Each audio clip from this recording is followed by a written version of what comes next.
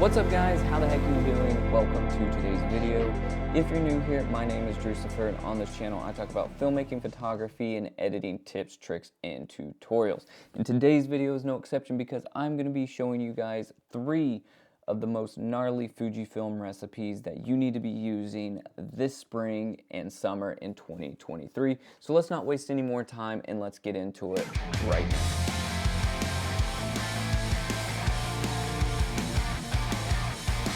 So this past week, I took a family vacation to Oak Island, North Carolina, and since it is spring, it is technically considered off-season at many beach towns and resorts. And to be honest with you, as I get older, I really start preferring off-season. It makes for actually fantastic photos. If you've never tried it, you should.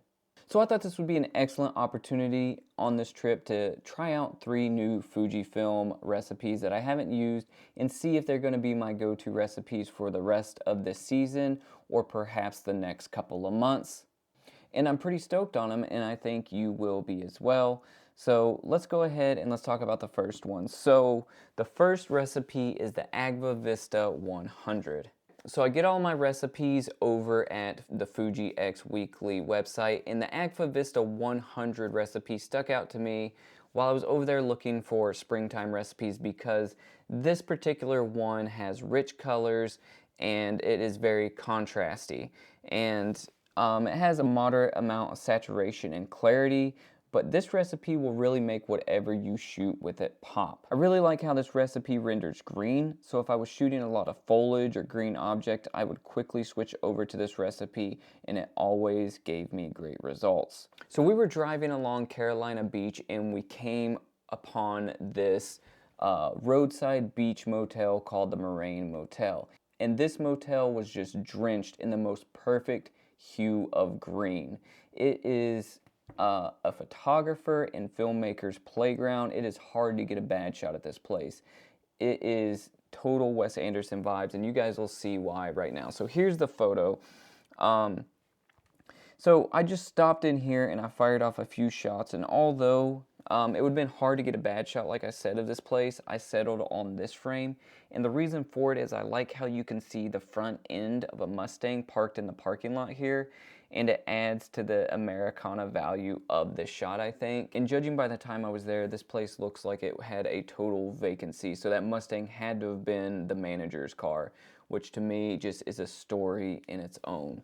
And that's what I love about taking photos like this, is when I see people's photos, I just imagine these stories of what's actually happening in the photo, and that's sort of the way I hope people envision my pictures as well, as I hope it gets their mind working. And I would have totally stayed at this place. It looked freaking awesome, and it was basically right on the beach. So as I was leaving the motel, of course, I decided I was going to shoot the gnarly freaking Moraine Motel sign for the motel.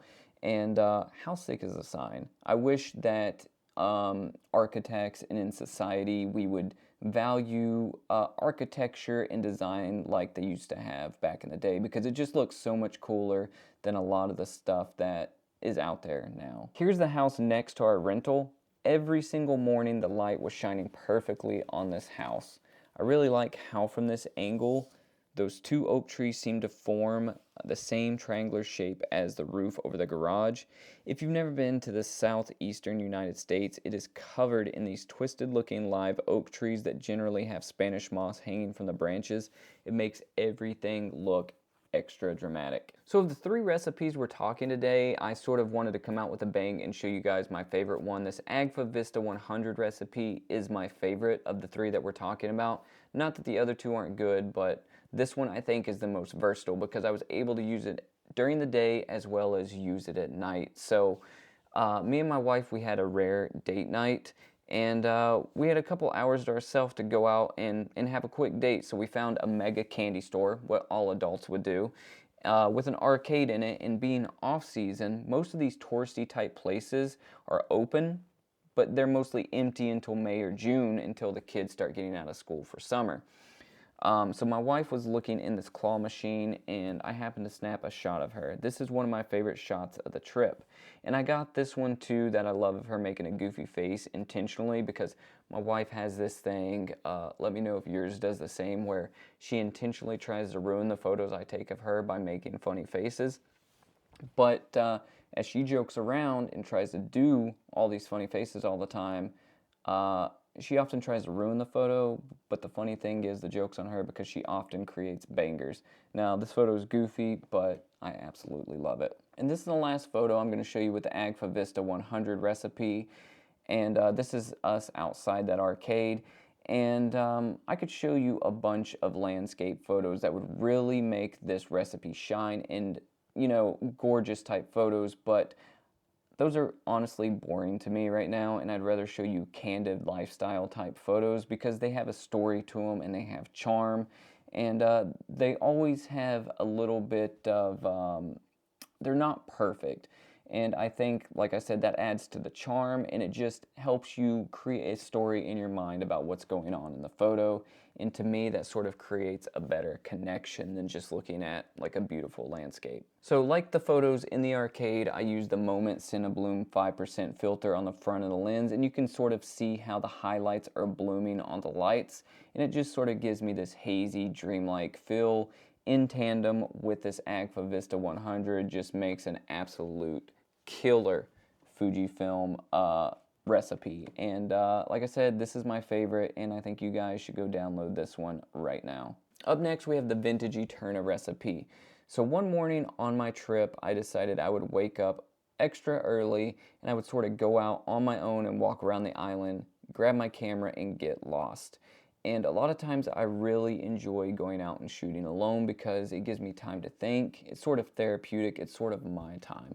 It allows me to go out and shoot without the pressure of thinking that people are having to wait on me, shoot photos, because that is often what happens when I'm with other people, is I'll be stopping, I'll shoot, and they'll be walking way off, and I'll have to run to catch up with them.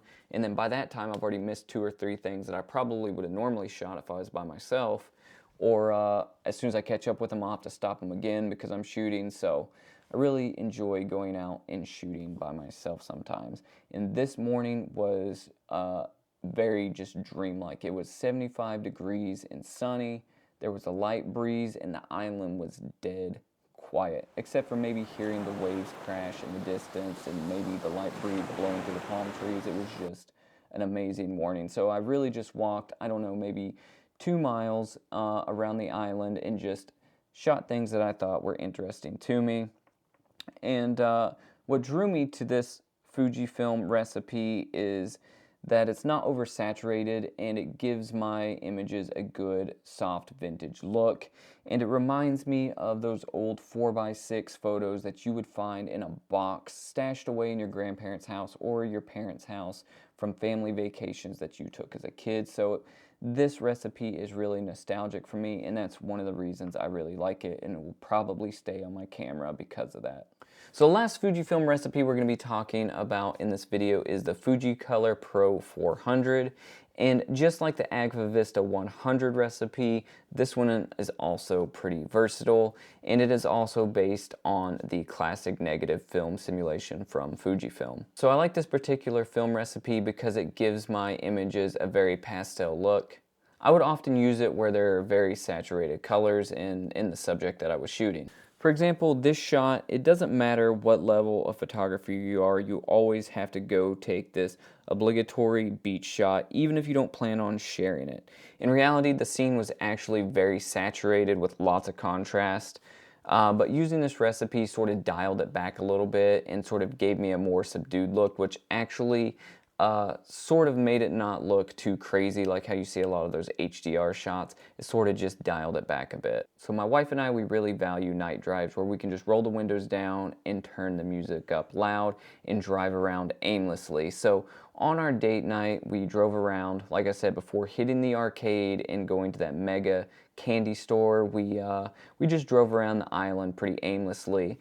And we came across this little roadside motel, and I pulled in there, and I snapped a few photos, and I think it turned out pretty cool. The symmetry here is pretty awesome, so no matter what direction you were shooting, it was like that other roadside motel, you were gonna get a good shot. And as we were leaving, I wanted to shoot the sign, and again, I'm using the Cinebloom filter on the front of my camera. You can see how the highlights are sort of blooming, or how they're blown out. And my wife, of course, she's in the foreground and she's just out of focus. And I thought this made an interesting shot. It looks pretty cinematic to me.